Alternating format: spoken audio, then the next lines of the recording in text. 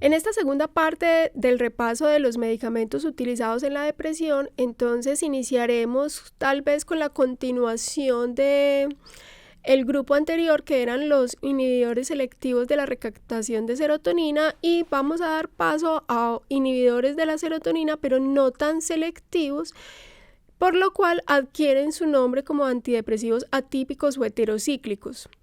Este grupo de medicamentos fue desarrollado desde más o menos 1980, surge como una opción terapéutica de segunda elección debido a la toxicidad o a la no tolerancia de los pacientes por los otros dos grupos expuestos.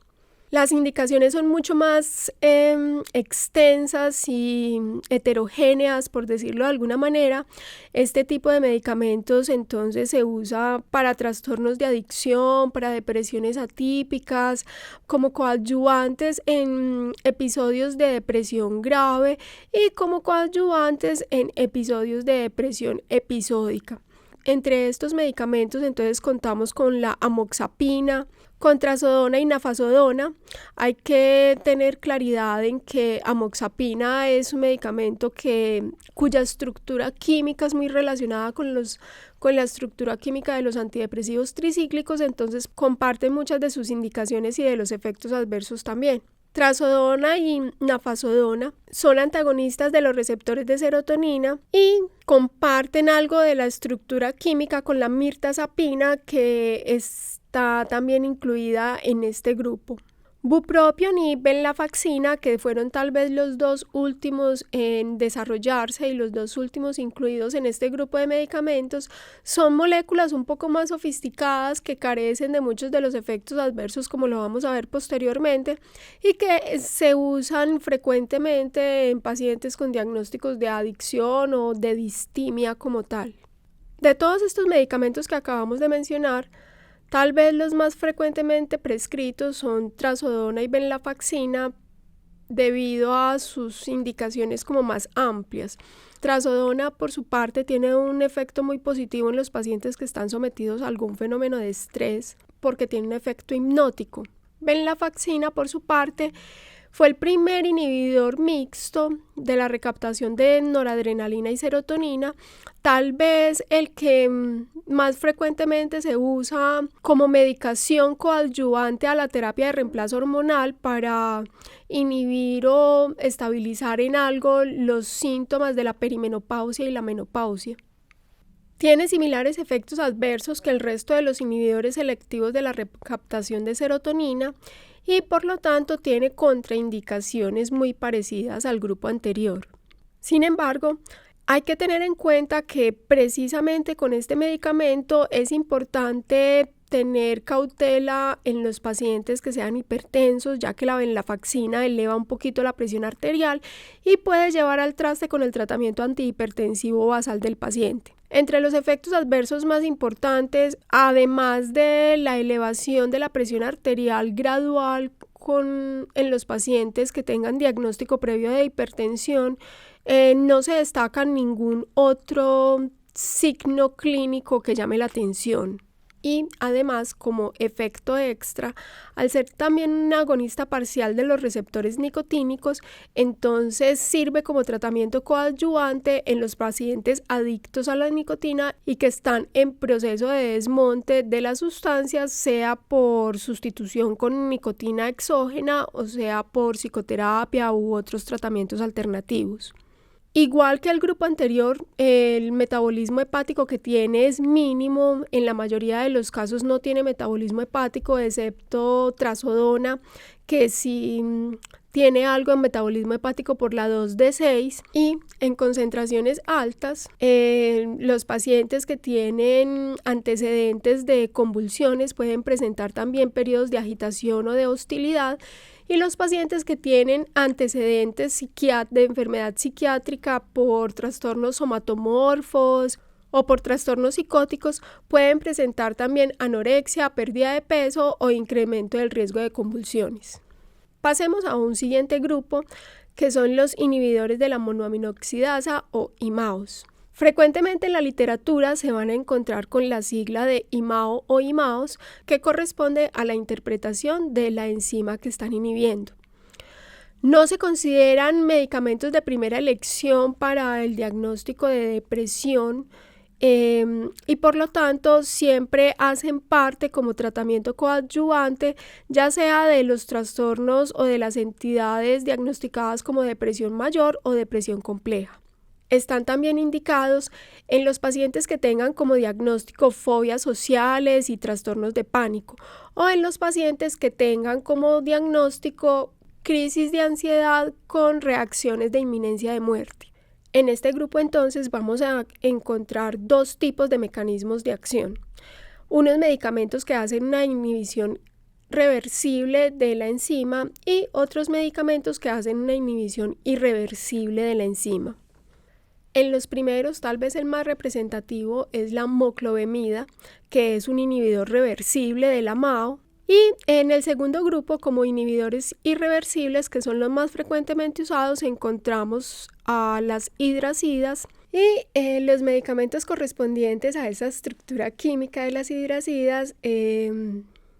Tal vez los más representativos son la tranilcipromida y la isocarboxacida. Básicamente, el mecanismo de acción de los IMAOs es bloquear la acción de la enzima monoaminoxidasa, que puede ser de dos tipos, monoaminoxidasa A o monoaminoxidasa B.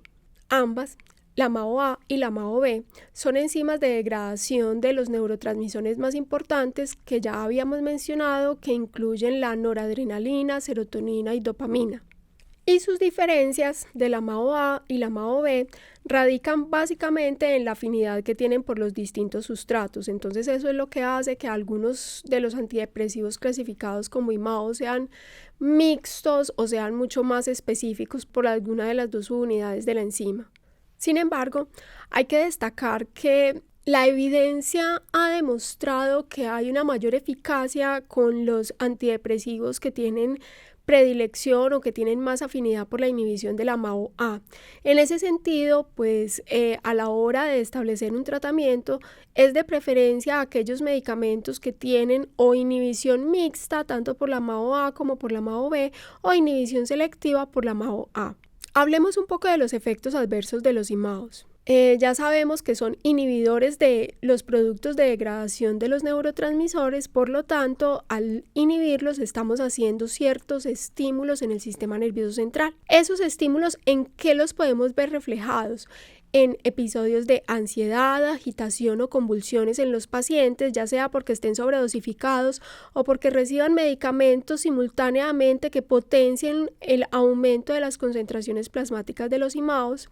También podemos ver efectos cardiovasculares representados en hipotensión ortostática porque hay un bloqueo de los receptores alfa-1, efectos anticolinérgicos, disfunción sexual, que imita mucho algo de los efectos adversos de los inhibidores heterocíclicos de la serotonina, y efectos adversos potencialmente letales presentados sobre todo en los episodios de sobredosis, como paro cardiovascular, como paro cardiorrespiratorio, fibrilación auricular y fibrilación ventricular. De las interacciones, entonces, aumentan el efecto de todos los medicamentos que tengan actividad anticolinérgica, incluidos algunos antidepresivos tricíclicos. También aumentan el efecto de los medicamentos que tengan actividad simpático-mimética. Aquí tenemos que resaltar tal vez aquellos medicamentos cardiovasculares que sean prescritos para los pacientes que necesiten efectos inotrópicos positivos, como los betabloqueadores o los digitálicos, entre otros. Y también aumentan el efecto de los medicamentos que sean prescritos como anticonvulsivantes, porque ya sabemos que comparten receptores también en el mecanismo de acción. Previamente habíamos hablado de las interacciones no solo de los IMAOs, sino de los inhibidores heterocíclicos con los inhibidores selectivos de la serotonina, que producían un síndrome serotoninérgico. Con estos medicamentos también se da esa interacción, y Además, tienen interacciones con la meperidina porque genera un metabolito que es neurotóxico y puede provocar convulsiones y muerte, y con algunos alimentos como los que contienen tiramina, porque pueden presentar crisis hipertensivas. Entonces, acerca de la tiramina hay una teoría que van a encontrar frecuentemente en sus lecturas que recibe el nombre de la teoría del efecto queso. ¿En qué consiste esta teoría? Es la interacción farmacológica que ya habíamos descrito con la tiramina, y básicamente se produce porque el queso contiene grandes cantidades de tiramina y los imados en la pared intestinal y en el hígado se descomponen habitualmente y hacen que esa tiramina ingerida en la dieta actúe como un precursor de la vasoconstricción y provoque la crisis hipertensiva. Hay una última interacción que quisiera mencionar y es, como habíamos mencionado en el otro grupo de medicamentos relacionados con la serotonina, el consumo simultáneo de herbolarios, entre ellos la hierba de San Juan. Entonces, ¿qué se sabe realmente sobre esta planta?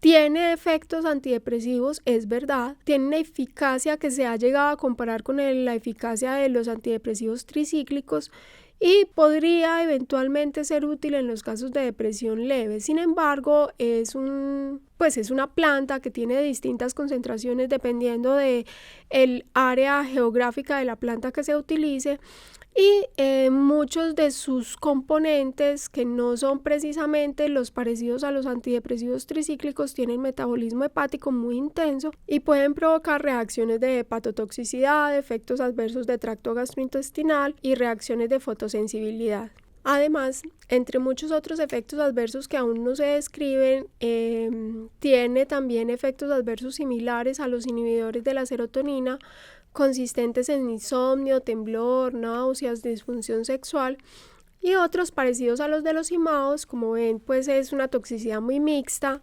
porque tiene muchos otros metabolitos que no conocemos.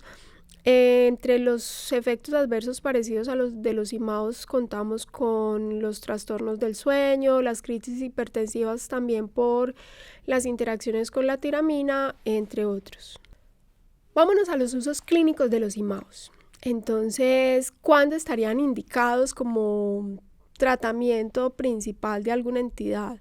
En los pacientes que presentan enuresis después de los 5 años se convierten en una buena opción terapéutica. Como coadyuvante en los pacientes con dolor crónico, sea por dolor de miembro fantasma o por una neuropatía de cualquier tipo. En los pacientes que tienen diagnóstico de depresión mayor, de difícil manejo, también se ha convertido en los últimos 10 años en una buena opción terapéutica como coadyuvantes.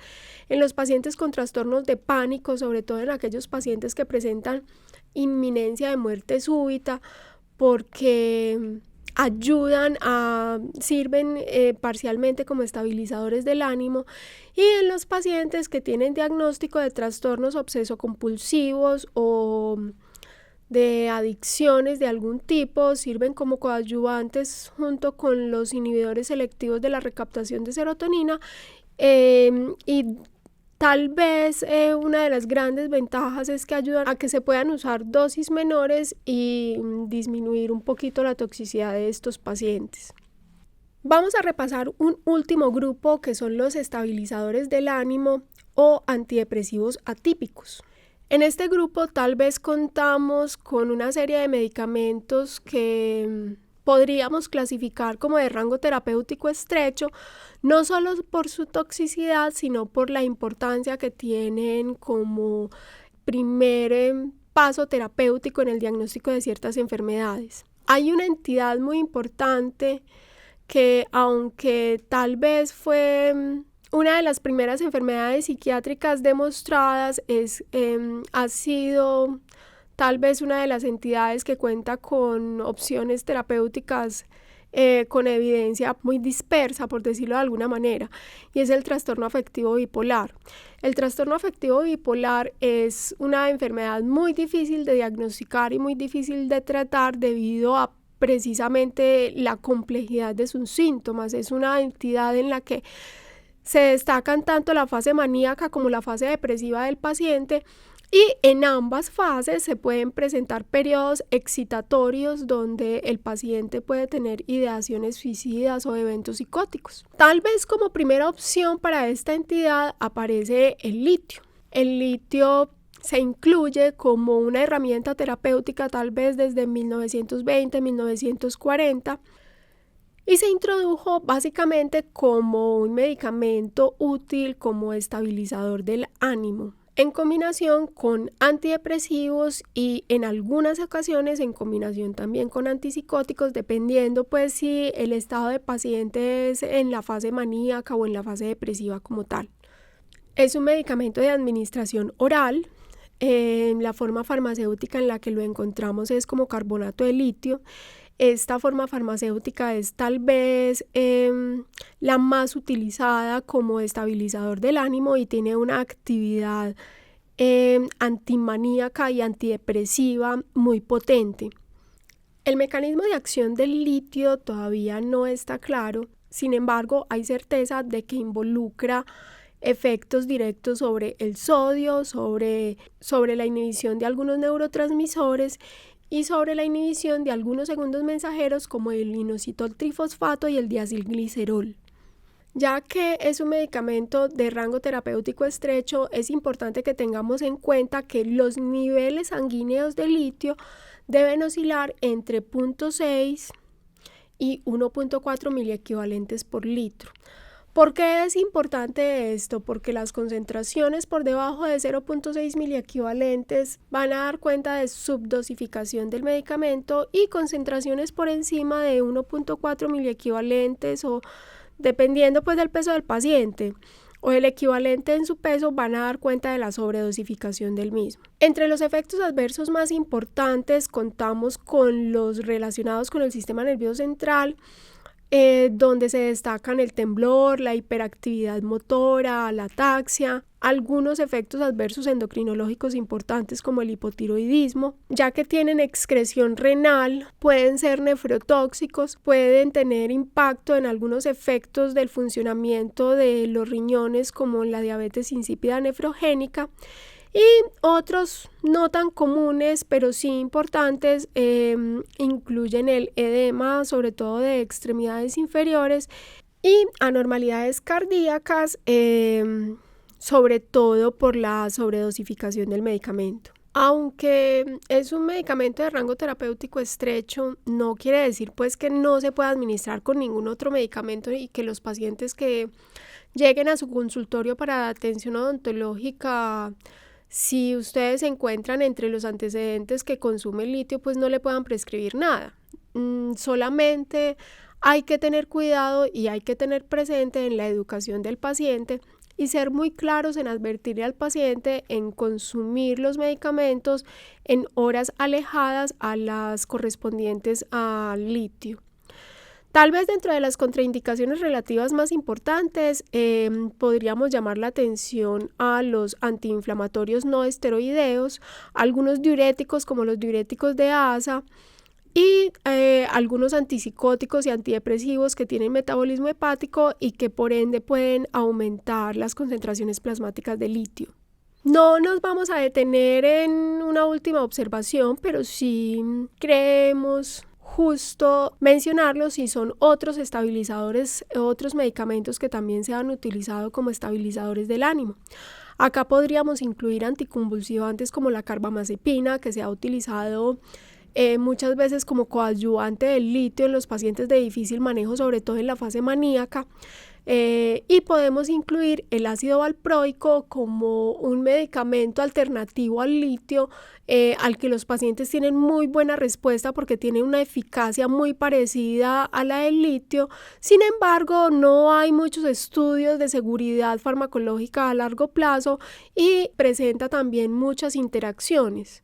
En todo caso, la decisión de administrar estabilizadores del ánimo de rango terapéutico estrecho o menos agresivos como el ácido valproico es un área que responde solo a las necesidades psiquiátricas del paciente y en la mayoría de los casos la función del odontólogo es detectar estos antecedentes para tener cuidado con el resto de medicamentos que vayan a ser usados dentro de la atención odontológica.